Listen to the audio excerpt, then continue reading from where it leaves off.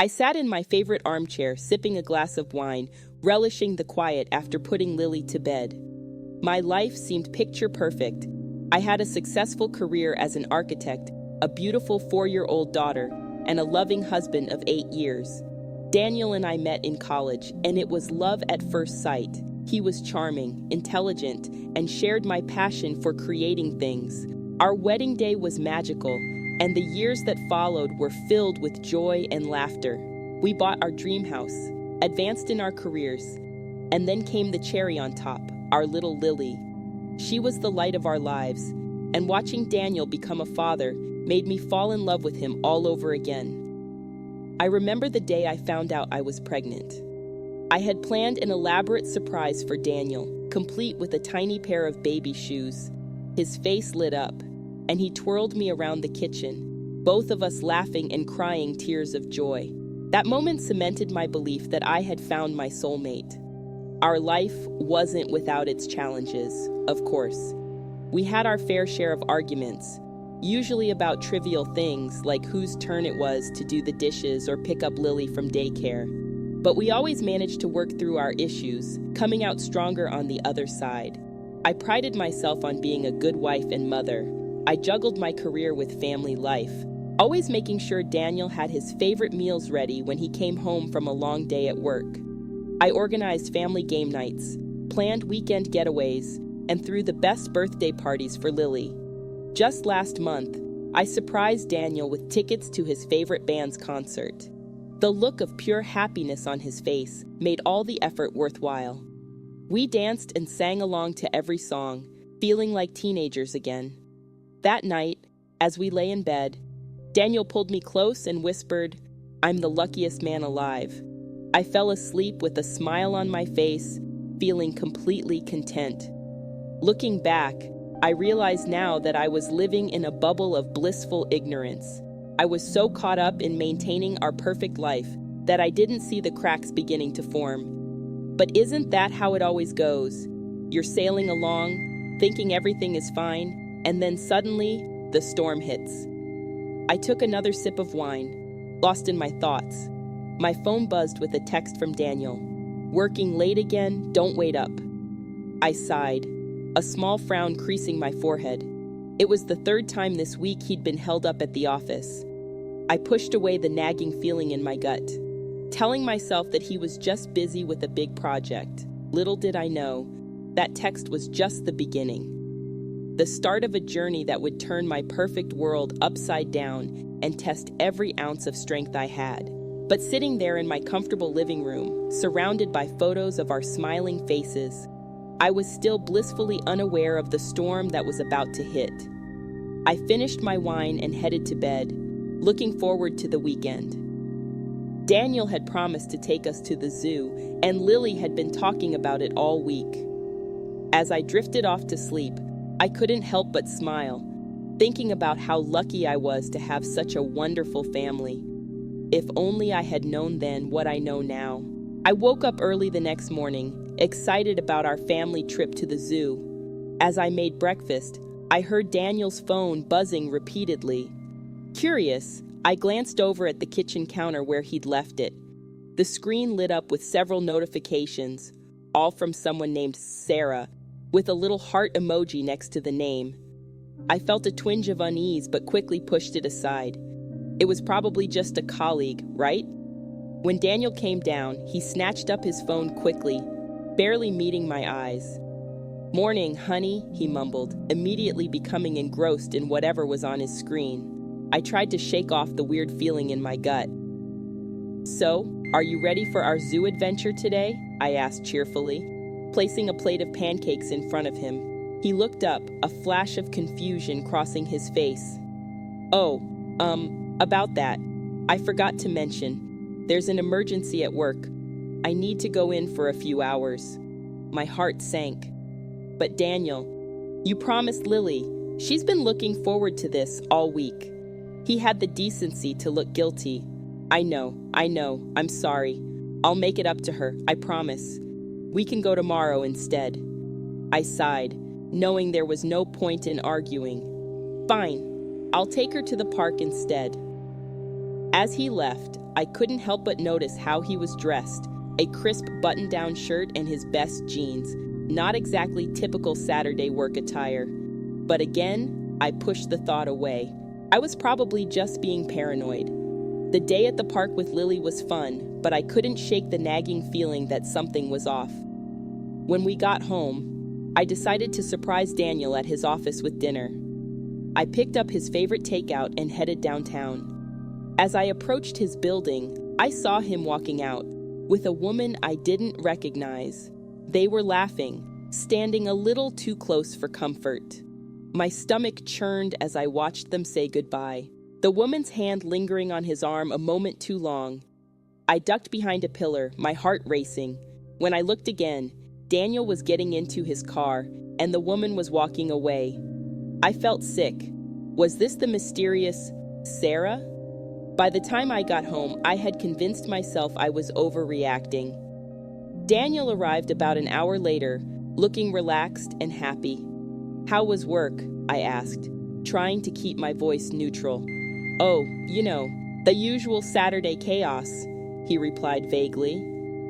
"How was the park with Lily?" I studied his face, searching for any sign of guilt or deception. But all I saw was my husband of 8 years, the man I trusted more than anyone in the world. "It was good," I replied, forcing a smile. "She missed you, though." That night, as Daniel slept soundly beside me, I lay awake, replaying the events of the day in my head. The text messages, the sudden work emergency, the woman outside his office. It could all be innocent, right? Maybe Sarah was a new client? Maybe the woman I saw was just a colleague. Maybe I was letting my imagination run wild. But as the weeks went by, I couldn't shake the feeling that something wasn't right. Daniel was working late more often, always with a vague excuse.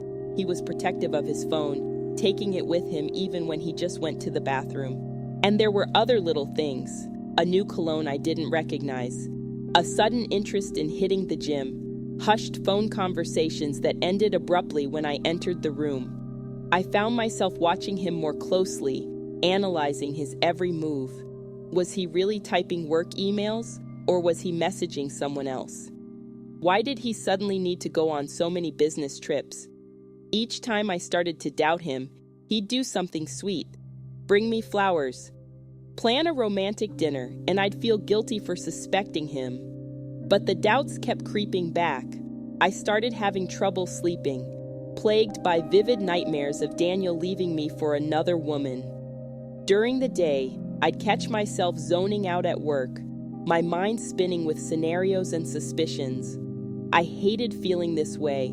I hated doubting the man I loved, the father of my child.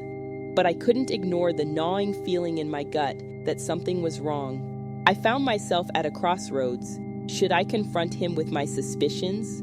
Or was I risking our marriage over what could be nothing more than my own insecurities? As I tucked Lily into bed one night, she asked innocently, "Mommy, why doesn't Daddy read me bedtime stories anymore?"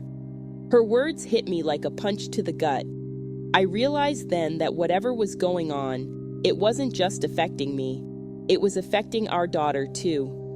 That night, I made a decision. I couldn't go on like this, constantly second-guessing everything. I needed to know the truth, whatever it might be. And if that meant becoming the kind of wife who snoops through her husband's things, well, so be it. I took a deep breath, steeling myself for what I might find. It was time to start digging. As the weeks turned into months, the nagging feeling in my gut grew stronger. Daniel's behavior became increasingly erratic, and I found myself constantly on edge, analyzing his every move. The once comfortable silence between us now felt heavy with unspoken words and growing suspicion.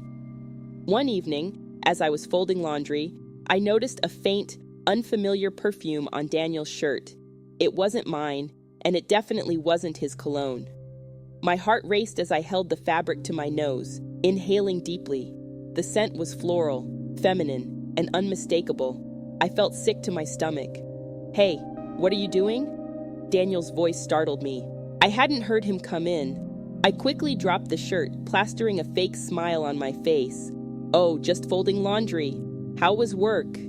He shrugged, barely meeting my eyes. Same old, I'm beat. Think I'll take a shower and head to bed early. As he walked away, I couldn't help but notice how he grabbed his phone from the counter, clutching it tightly. It was like it was glued to his hand these days. The next day, I decided to surprise him at lunch. I picked up his favorite sandwich and headed to his office. As I approached the reception desk, the young receptionist smiled at me. "Hi, I'm here to see Daniel Foster," I said. Her smile faltered slightly. "Oh, I'm sorry. Mr. Foster isn't in the office today. He called in this morning saying he had a client meeting off-site." My blood ran cold. Daniel had kissed me goodbye this morning, telling me he'd be at the office all day. I mumbled a thank you and hurried out, my mind racing. Where was he? Who was he with? That night, when Daniel came home, I casually asked about his day. "How was the office?" "Busy," he replied, not meeting my eyes. "Back-to-back meetings all day."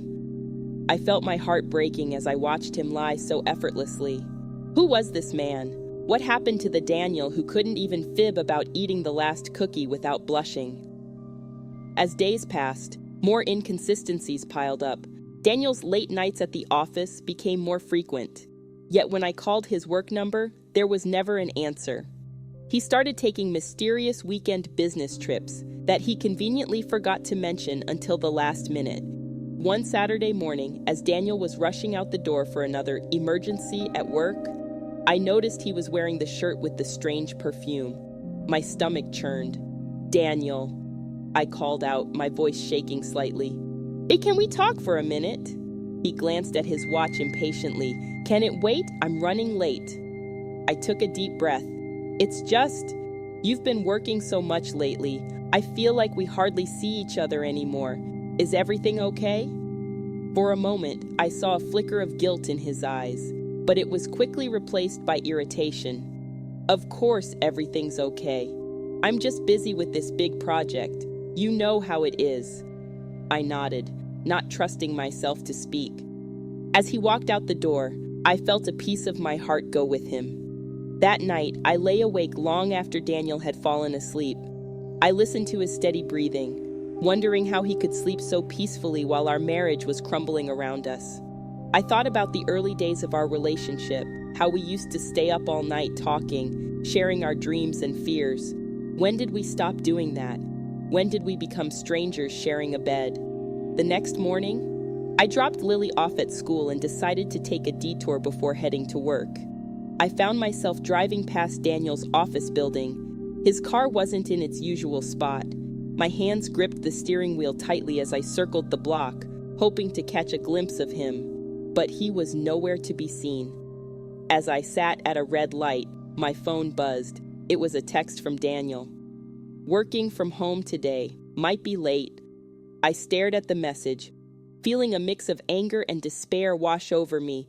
Another lie. Another day of wondering where he really was, who he was with. That evening, when Daniel finally came home, I watched him closely. He seemed distracted, checking his phone every few minutes. During dinner, Lily chattered excitedly about her day at school, but Daniel barely seemed to hear her. I saw the hurt in her eyes when she realized her daddy wasn't listening. After Lily went to bed, I decided to confront him. "Daniel, we need to talk." He looked up from his phone, annoyed. "About what?" "About us. About how you're never home anymore. About how you missed Lily's dance recital last week because of work." He sighed, rubbing his temples.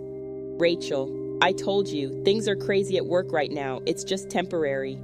I felt tears stinging my eyes. "Is it? Because it feels like it's been temporary for months now." "Daniel, what's really going on?" For a moment, I thought I saw a flicker of something in his eyes. Guilt, fear. But then it was gone, replaced by a cold detachment that scared me more than any anger could have. "Nothing is going on," he said firmly. "I'm working hard to provide for this family. I thought you'd understand that."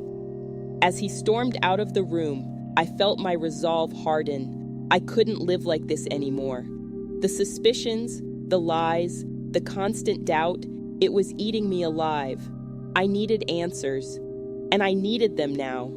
Tomorrow, I decided. Tomorrow, I would start my own investigation. Because one way or another, I was going to find out the truth about what Daniel was really up to. The next morning, after Daniel left for work, I sat at our kitchen table, my hands wrapped around a mug of cold coffee. I couldn't believe I was about to do this, but I knew I had no choice. I needed answers. I started with Daniel's laptop. He usually took it to work. I checked his cloud storage. Most of the files were work-related, but then I noticed a folder named Personal. My heart raced as I clicked on it. Inside were dozens of photos, selfies of Daniel with a woman I didn't recognize. They were smiling, laughing, looking at each other with an intimacy that made my stomach churn. In one photo, they were kissing. I felt like I'd been punched in the gut. I ran to the bathroom and threw up, tears streaming down my face. When I could breathe again, I went back to the laptop and downloaded all the photos onto a USB drive. Evidence, I told myself, trying to ignore the voice in my head screaming that this wasn't who I was supposed to be. With shaking hands, I picked up Daniel's iPad next. He'd always used it for work, claiming it was easier for presentations. I found several chat apps I didn't recognize. One of them had a conversation thread with someone named S. Sarah, I presumed. I took a deep breath and started reading. The messages confirmed my worst fears. They talked about meeting up, about how much they missed each other. There were intimate details that made me feel sick all over again. And then I saw it, a message from last night. Can't wait for our trip next weekend. R thinks it's a work thing. I felt my world crumbling around me. Next weekend, he was planning to go away with her. I scrolled through more messages, piecing together their affair. It had been going on for months. All those late nights, those work emergencies, they were all lies.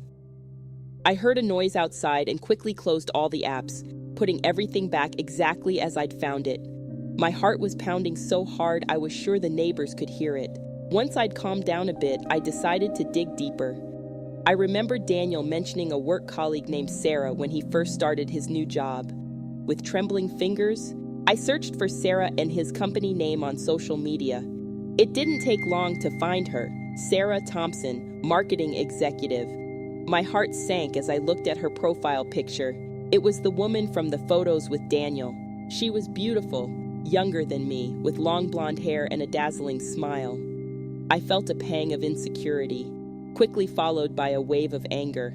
How dare he do this to us?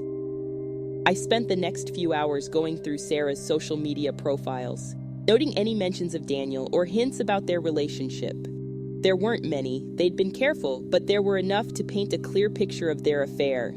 As I sat there, surrounded by evidence of my husband's betrayal, I felt a strange sense of calm wash over me. The uncertainty of the past few months had been torture. Now, at least, I knew the truth.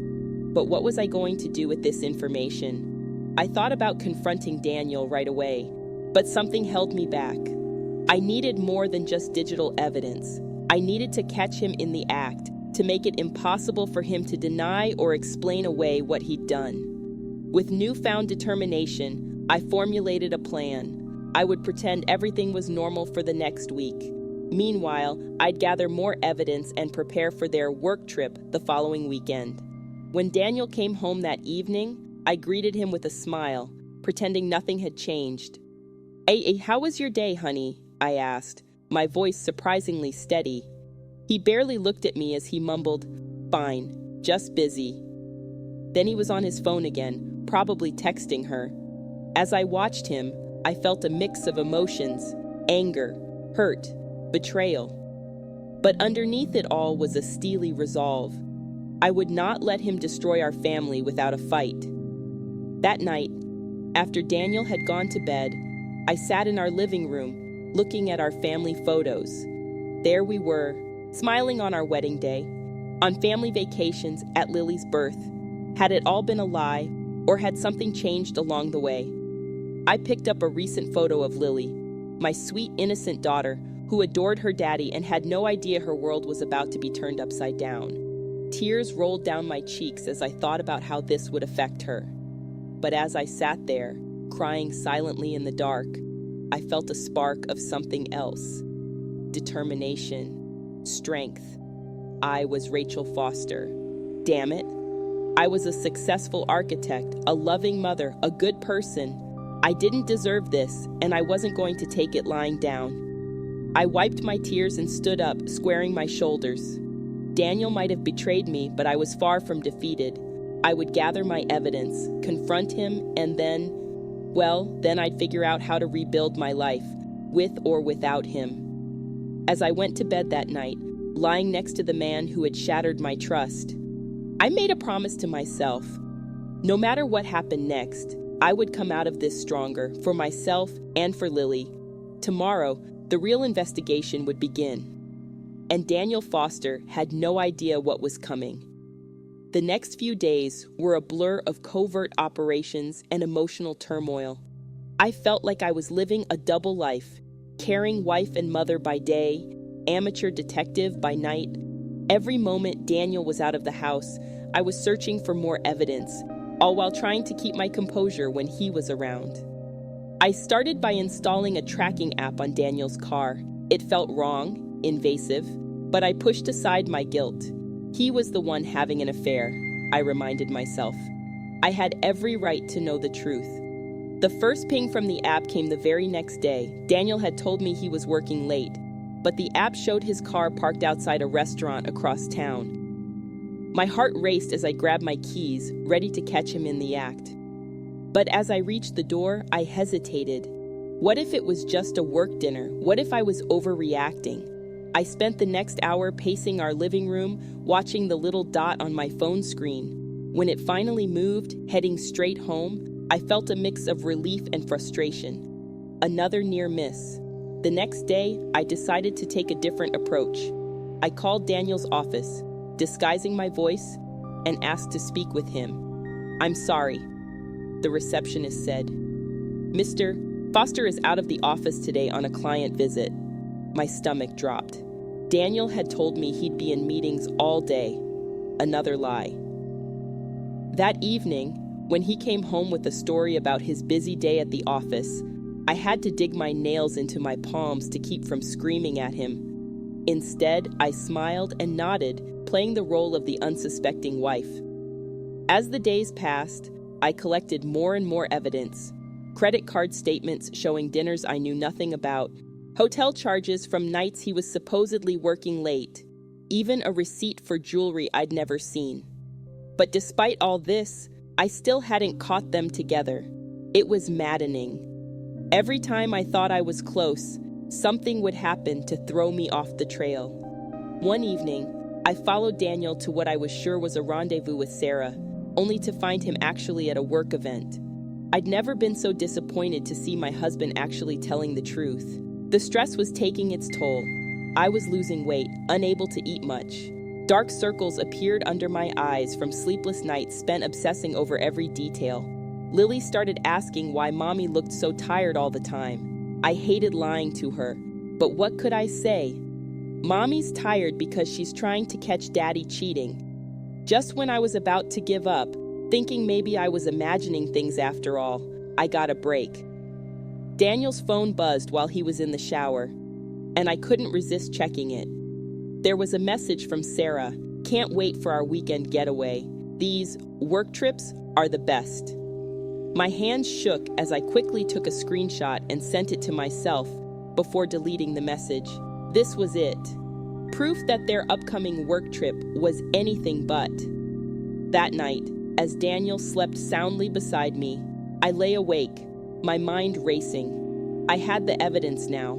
I could confront him, end this charade, but something held me back. A part of me still hoped there was an explanation, that this was all a big misunderstanding. The next morning, I decided to make one last attempt at uncovering the truth before the weekend trip. I called Sarah's office, pretending to be a client, and asked to speak with her. "I'm sorry," her assistant said. "Ms. Thompson is out of the office until Monday. She's away on a business trip. My heart sank. It was true then. They were really going away together. As I hung up the phone, I felt a strange sense of calm wash over me. The uncertainty of the past weeks had been torture. Now, at least, I knew. But what was I going to do with this information? I spent the rest of the day in a daze, going through the motions of normal life while my mind whirled with possibilities. Should I confront Daniel before the trip? Should I let him go and catch them in the act? Or should I just pack my bags and be gone when he returned? That evening, as we sat down to dinner, Daniel casually mentioned his upcoming work trip.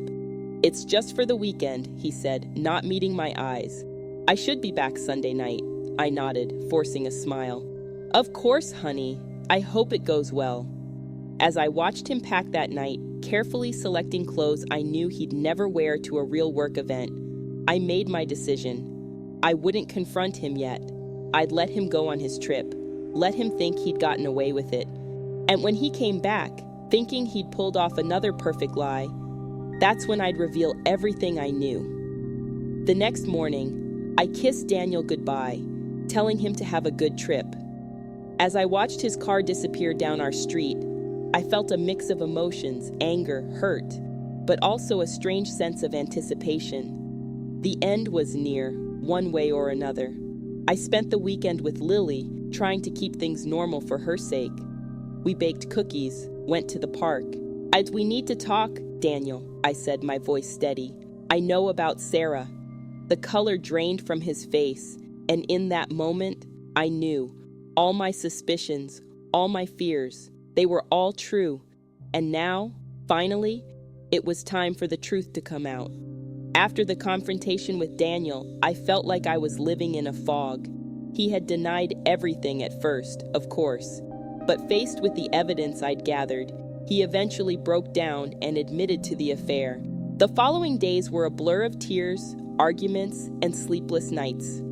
I knew I needed to clear my head to figure out my next move.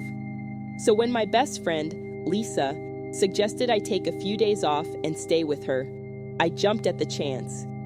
Daniel agreed to watch Lily, his guilt making him unusually accommodating. As I packed my bag, I realized I needed more than just time away. I needed answers.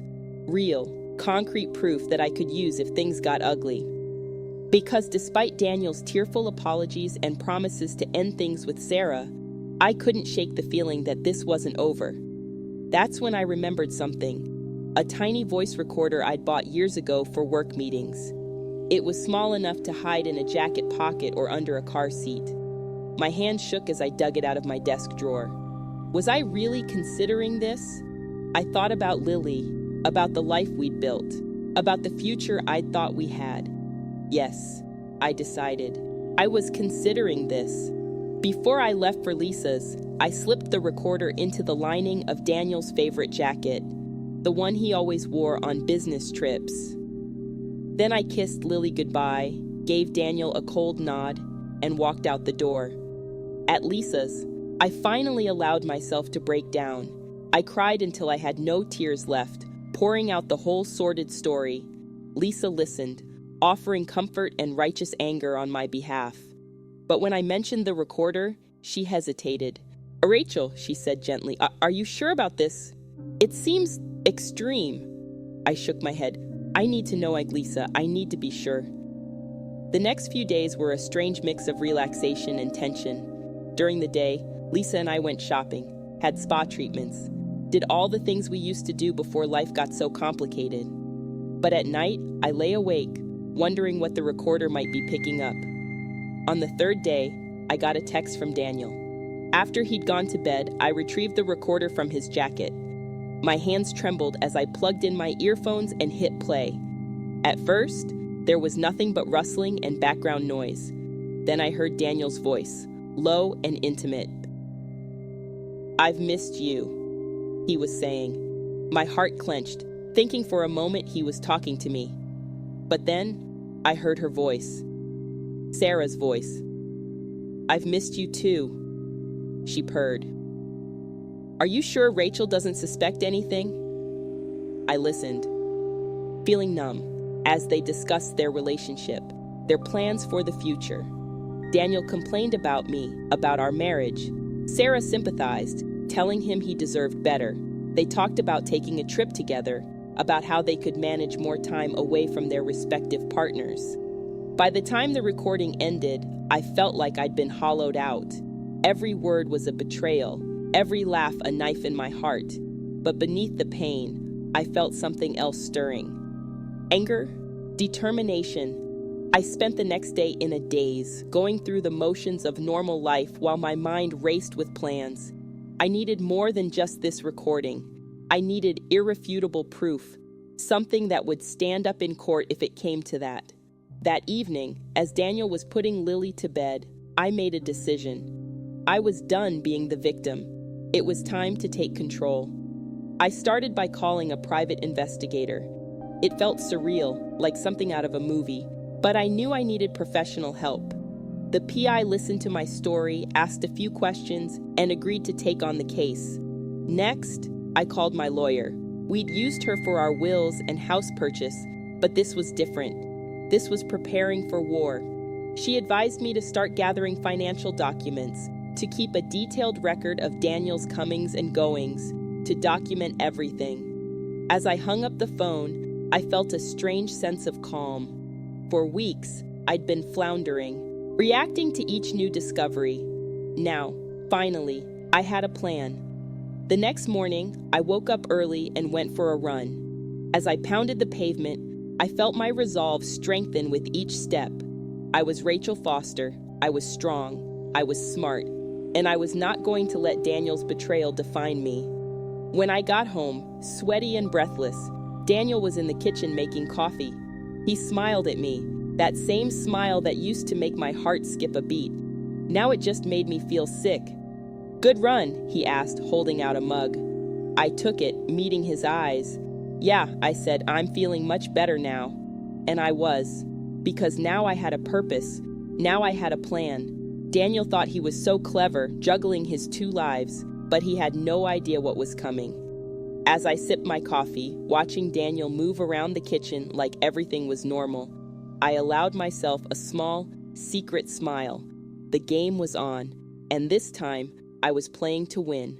The next few weeks were a whirlwind of covert operations and emotional turmoil. I threw myself into gathering evidence, working closely with the private investigator I'd hired. Every day brought new revelations, each more painful than the last. The PI, a no-nonsense woman named Maria, provided me with photos of Daniel and Sarah together, seeing them laughing over dinner, holding hands in the park, kissing outside her apartment. It felt like a punch to the gut every time. Pretending to sleep while my mind raced, I thought about Maria's words. I was holding up, wasn't I? Despite the pain, despite the betrayal, I was still standing, still fighting. The next day, I decided to take things a step further. While Daniel was at work, I went through his office at home. I found credit card statements hidden in a locked drawer, showing hotel charges and expensive gifts I'd never seen. I photographed everything, my hands shaking with a mix of anger and triumph. As I was replacing the documents, I noticed a small safe tucked in the back of the drawer. My heart raced. What could be in there that Daniel felt the need to lock away? I spent the next few days obsessing over that safe. I tried every combination I could think of: our anniversary, Lily's birthday, his parents' birthdays. Nothing worked. Finally, in a moment of bitter inspiration, I tried Sarah's birthday. The safe clicked open. Inside, I found a burner phone and a small stack of papers. The phone was full of messages between Daniel and Sarah, going back months. The papers turned out to be lease documents for an apartment I didn't know about. I felt like I was going to be sick. How deep did this deception go? That evening, when Daniel came home, I had to use every ounce of self-control not to confront him then and there. Instead, I smiled and asked about his day, all while my mind screamed with the knowledge of what I'd discovered. The next morning, I met with my lawyer again. I laid out everything I'd found: the credit card statements, the lease documents, the photos from the PI. She listened intently, taking notes. "Rachel," she said when I finished. "This is more than enough for a divorce. You could file today if you wanted." I took a deep breath. Not yet. I want to be sure I have everything. I don't want there to be any chance he can wriggle out of this. She nodded, understanding in her eyes. "All right, but be careful. Don't put yourself in any dangerous situations." As I left her office, I felt a strange mix of emotions. Part of me wanted to end this now, to confront Daniel and be done with it. But another part, a stronger part, wanted to see this through to the end. I wanted to know everything, to leave no stone unturned. That afternoon, I had a breakthrough. While going through our bank statements, I noticed a pattern of large withdrawals. They always happened on Fridays, always for the same amount. I cross-referenced the dates with Daniel's work trips and found a perfect match. My mind raced. What was he using that money for? More gifts for Sarah? A secret savings account? I needed to know. The next Friday, I followed Daniel to the bank. I watched from my car as he made his withdrawal and then drove to a part of town I didn't recognize. He parked outside a nondescript office building and went inside.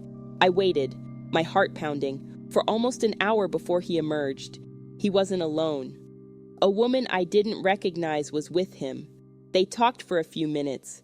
Daniel handed her an envelope, and then they parted ways. I snapped a few photos with my phone, my mind whirling. Who was this woman? What was in the envelope? I had a sinking feeling that I'd just stumbled onto something much bigger than an affair. That night, I couldn't sleep. I tossed and turned, my mind replaying the scene outside the office building over and over. Daniel slept peacefully beside me, oblivious to the storm raging in my head. The next morning, I met with Maria again. I showed her the photos I'd taken and told her about the regular withdrawals. She frowned, studying the images. "This is unexpected," she said slowly. "Rachel, I think we might be dealing with something more complicated than just an affair." I nodded, a chill running down my spine. "What do you think it could be?" Maria shook her head. "I'm not sure yet, but don't worry, we'll figure it out. You've done great work so far, just keep your eyes open and stay safe." As I left her office, I felt a strange mix of fear and excitement.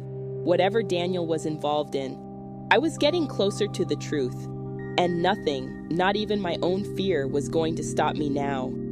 I drove home, my mind racing with possibilities. What had I stumbled into?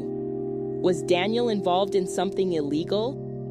The thought made my stomach churn, but I pushed the feeling aside. I needed to stay focused, stay strong. As I pulled into our driveway, I saw Daniel's car. He was home early. Taking a deep breath, I plastered on a smile and went inside, ready to play the role of unsuspecting wife once more. But as I opened the door, I knew immediately that something was wrong. Daniel was standing in the living room, his face pale, holding my laptop, the laptop where I'd stored all my evidence. "Rachel," he said, his voice shaking, "we need to talk." My heart pounded in my chest as I stared at Daniel, his face a mix of anger and fear. This was it, the moment I'd been both dreading and anticipating for weeks. "What's going on, Daniel?" I asked, trying to keep my voice steady. He turned the laptop towards me, showing a folder full of photos and documents, all the evidence I'd been collecting. Care to explain this? For a moment, I considered lying, making up some excuse. But as I looked at him, the man who had betrayed me so completely, something snapped inside me. No more lies, no more games. "I think you're the one who needs to explain," I said, my voice growing stronger with each word. "Explain the affair with Sarah, explain the secret apartment, explain the mysterious cash withdrawals and meetings." Daniel's face paled even further. "You've been spying on me?" I laughed, a harsh, bitter sound. "Spying? That's rich coming from you. I've been uncovering the truth that you've been so desperate to hide." He ran his hand through his hair, a gesture I once found endearing, but now just irritated me.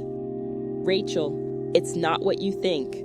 "Oh, really?" I interrupted, So you're not having an affair with Sarah Thompson? You haven't been lying to me for months? You haven't been sneaking around betraying our marriage vows? Daniel flinched at each accusation, but then his expression hardened. You don't understand. There's more going on here than you know. Then enlighten me, I shot back, because from where I'm standing, it looks pretty clear-cut. You're a cheating bastard who's been living a double life. He shook his head, frustration evident in his voice. It's complicated, Rachel. I never meant for any of this to happen. Complicated? I scoffed. What's complicated about it? You chose to cheat. You chose to lie. Every day, every moment, you made that choice. Daniel's shoulders slumped. You're right, I did. But there's more to this than just the affair. I crossed my arms, waiting. I'm listening. He took a deep breath. Sarah, she's not just someone I'm having an affair with. She's my partner.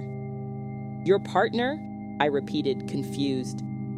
In business, he clarified. We've been working on a startup together. Those cash withdrawals, the meetings, it's all for the business. I felt like I'd been slapped. A business? You've been lying about a business. He nodded, looking miserable. We wanted to keep it quiet until we were sure it would take off. I didn't want to get your hopes up or risk my job if it failed. And the affair? I pressed. Was that part of your business plan too? Daniel flinched. That happened later. We were spending so much time together, working late nights. Save it, I snapped. I don't need to hear your excuses. He reached out, trying to take my hand, but I pulled away. Rachel, please. I know I messed up. I know I hurt you, but I love you. We can fix this. I looked at him, this man I thought I knew so well, and felt nothing but a cold, empty feeling in my chest. Fix this? Daniel, there's nothing left to fix. You've destroyed everything we had. Don't say that, he pleaded. Think about Lily. Think about our family. At the mention of our daughter's name, I felt a surge of anger. Don't you dare use Lily as a shield. You should have thought about her before you decided to betray us. Daniel's face crumpled. I'm sorry, God, Rachel. I'm so sorry. Please, just give me a chance to explain everything. I took a deep breath, steeling myself. Fine. You want to explain? Let's hear it. All of it. No more lies. No more half-truths. For the next hour, Daniel talked. He told me about the startup he and Sarah had been working on. A revolutionary new software that could potentially be worth millions. He explained the secret meetings, the cash withdrawals, the late nights, and then he talked about the affair, how it started as a drunken mistake after a particularly stressful day, how it continued because he felt a connection with Sarah that he thought he'd lost with me, how he knew it was wrong but couldn't seem to stop. I listened in silence, my emotions swinging wildly between hurt, anger, and a strange sense of relief at finally knowing the truth. When he finished, we sat in silence for a long moment. Finally, I spoke. I want a divorce. Daniel's head snapped up. What? No, Rachel, please. We can work this out. I'll end things with Sarah. I'll quit the startup, whatever you want. I shook my head. It's too late for that, Daniel. You've made your choices. Now I'm making mine. He stood up, pacing the room. You can't do this? What about Lily? What about our life together? Our life together, I repeated incredulously. You threw that away the moment you decided to cheat. As for Lily, she deserves better than a father who lies and cheats. Daniel's face hardened. You can't keep me from my daughter. I'm not trying to, I said calmly. But things are going to change. I've already spoken to a lawyer. You'll be hearing from her soon. He stared at me, a mix of anger and desperation in his eyes. You've already talked to a lawyer. How long have you been planning this? I met his gaze steadily. Since the moment I found out about your betrayal, I wanted to be sure to have all the facts. Now I do. Daniel slumped back onto the couch, his head in his hands. I never meant for this to happen. I love you, Rachel. I love our family. I felt a pang in my chest, a last flicker of the love I once felt for him, but I pushed it aside. If you loved us, you wouldn't have done this. It's over, Daniel. I want you out of the house by tomorrow. He looked up, shock written across his face. You're kicking me out. Where am I supposed to go? I shrugged, feeling a cold satisfaction. I'm sure Sarah has room at her place. Or maybe you can stay at that secret apartment you rented. As I turned to leave the room, Daniel called out, Rachel, please, don't do this. I'll do anything. Just give me one more chance. I paused at the doorway, looking back at the broken man on our couch. For a moment, I almost wavered. But then I remembered all the lies, all the betrayal, and my resolve hardened. Goodbye, Daniel, I said softly. I'll have my lawyer contact you about the divorce proceedings. And with that, I walked away, leaving behind the shattered remains of my marriage and the man I once thought I'd love forever. As I closed the bedroom door behind me, I felt a strange mix of sadness and liberation. The confrontation was over. The truth was out. Now, it was time to figure out what came next. The days following my confrontation with Daniel blurred together in a haze of grief and anger. I moved through our house like a ghost, packing up Daniel's things and arranging for him to collect them. Lily, confused and upset by the sudden changes, clung to me constantly, asking when Daddy was coming home. Each time, I had to swallow the lump in my throat and explain that Daddy wouldn't be living with us anymore. One particularly rough night, after putting Lily to bed, I found myself sitting on the kitchen floor, surrounded by half-packed boxes of Daniel's belongings. Tears streamed down my face as I clutched one of his old t-shirts, the familiar scent bringing back a flood of memories. For a moment, I let myself remember the good times, our first date, our wedding day, the day Lily was born. It felt like mourning the death of the man I thought I knew, the life I thought we had. As I sat there, my phone buzzed with a text from Lisa. How are you holding up? Need company. I stared at the message, torn between the desire for solitude and the desperate need for a friendly face. Finally, I replied, Could use a friend right now? Lisa arrived within the hour, armed with a bottle of wine and a pint of my favorite ice cream. She took one look at me, surrounded by Daniel's things, and wordlessly pulled me into a hug. We spent the night talking, crying, and even laughing a little as Lisa shared embarrassing stories from our college days, trying to distract me. The next morning, nursing a slight hangover and puffy eyes, I made a decision. I couldn't keep wallowing in self-pity. I had a daughter to think about, a life to rebuild. It was time to pull myself together. I started by calling my therapist and scheduling an emergency session. Dr. Martinez had been a godsend during this whole ordeal, helping me navigate the tumultuous emotions of betrayal and divorce. In our session, she helped me develop coping strategies for the difficult days ahead. Remember, Rachel, she said gently, it's okay to grieve. You're mourning the end of your marriage, the loss of the future you thought you'd have, but don't let that grief consume you. You're strong, you're resilient, and you will get through this. Her words stayed with me as I threw myself into creating a new routine for Lily and me. I rearranged our home, removing painful reminders of Daniel. I focused on spending quality time with Lily, reassuring her that both her parents still loved her, even if we weren't living together anymore. But despite my best efforts, there were still moments of overwhelming sadness and anger. One day, while grocery shopping, I ran into Sarah. She looked as shocked to see me as I was to see her. For a moment, we just stared at each other, the air thick with unspoken words. Finally, Sarah broke the silence. Rachel, I'm so sorry. I never meant... I cut her off, my voice cold. Save it. I don't want or need your apology. I turned to walk away, then paused, looking back at her. I hope he was worth it. I hope destroying a family was worth it. As I walked away, leaving Sarah standing stunned in the middle of the produce section, I felt a strange mix of satisfaction and emptiness. I'd imagined confronting her so many times, but the reality left me feeling hollow.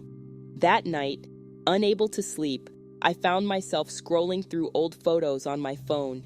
Pictures of Daniel and me, smiling, happy, in love. Pictures of our little family, Lily nestled between us. Tears rolled down my cheeks as I realized how much I'd lost, how much had been taken from me. In a moment of weakness, I almost called Daniel. My finger hovered over his name in my contacts, a part of me longing to hear his voice, to pretend for just a moment that everything was okay. But I stopped myself, remembering all the lies, all the betrayal. Instead, I deleted his number along with all our old photos. The next few weeks were a roller coaster of emotions. Some days I felt strong, empowered, ready to take on the world as a single mother. Other days, the weight of my new reality crushed me, leaving me struggling to get out of bed. My work suffered. I found myself making careless mistakes, missing deadlines. My boss, understanding but concerned, suggested I take some time off. At first, I resisted, afraid that too much free time would leave me dwelling on my pain. But eventually, I realized she was right. I needed time to heal, to find my footing in this new life. During my time off, I threw myself into self-improvement. I joined a gym, started eating healthier, and even took up meditation. Slowly, but surely, I started to feel like myself again. Or rather, a new version of myself, stronger, more resilient, but also more guarded. One afternoon, while Lily was at a play date, I found myself driving to the apartment Daniel and I had shared when we first got married. I parked across the street, staring up at the windows of our old home. So many memories were tied to that place. Our first Christmas together, the night we found out I was pregnant with Lily, countless lazy Sunday mornings spent in bed. As I sat there, lost in memories, a young couple emerged from the building. They were laughing, arms wrapped around each other, clearly in love. Watching them, I felt a pang of envy, quickly followed by a wave of sadness. Would I ever have that again? Did I even want it? On the drive home, I made a promise to myself. I wouldn't let Daniel's betrayal define me. I wouldn't let it harden my heart or make me bitter. I would heal, I would grow, and I would show Lily what it meant to be strong in the face of adversity. That night, as I tucked Lily into bed, she asked me a question that broke my heart. "Mommy, did Daddy leave because of me?" I pulled her close, fighting back tears. "No, sweetheart. Daddy left because of grown-up problems between him and me. It had nothing to do with you. We both love you very, very much." As I held my daughter, feeling her little heart beating against mine, I felt a surge of determination. I would get through this. For Lily, for myself, I would find a way to heal and move forward.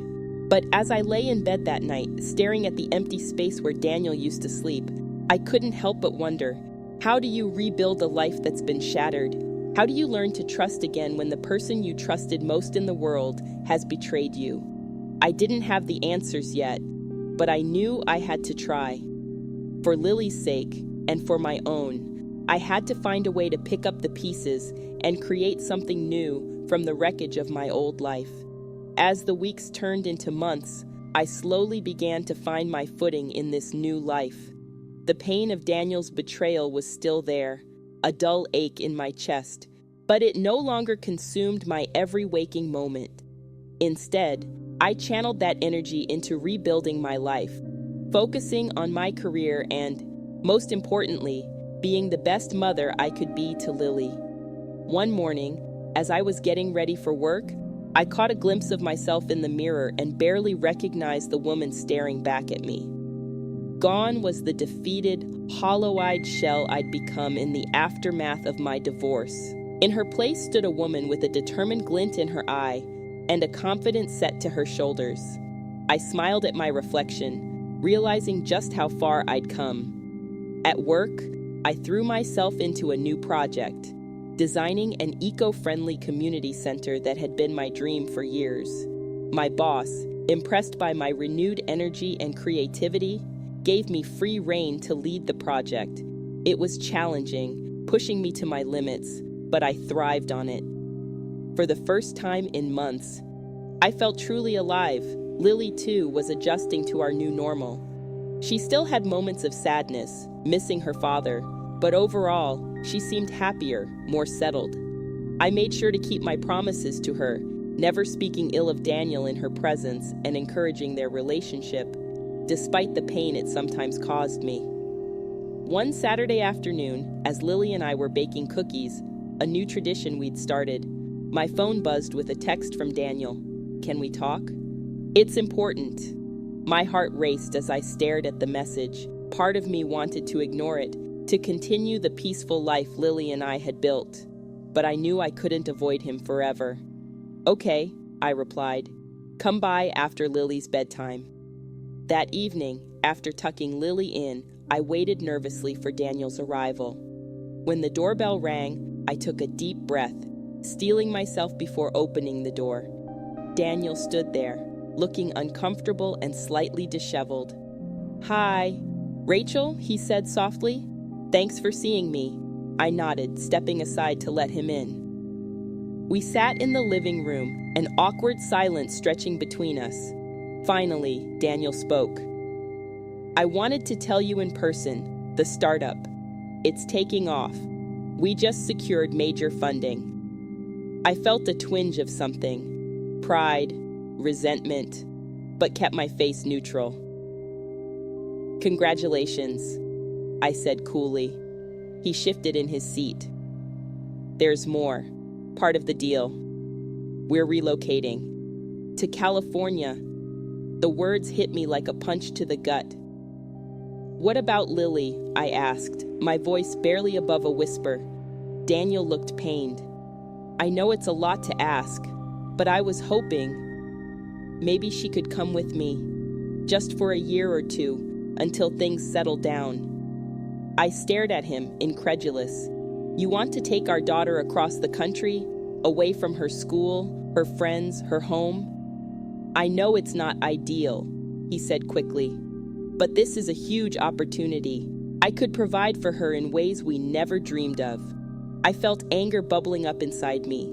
Provide for her, like you provided a stable home, a faithful father? Daniel flinched. "Rachel, please. I know I messed up. I'm trying to make things right." I took a deep breath, forcing myself to calm down. "Daniel, Lily's home is here. Her life is here. I won't uproot her for your career ambitions." He nodded, looking defeated.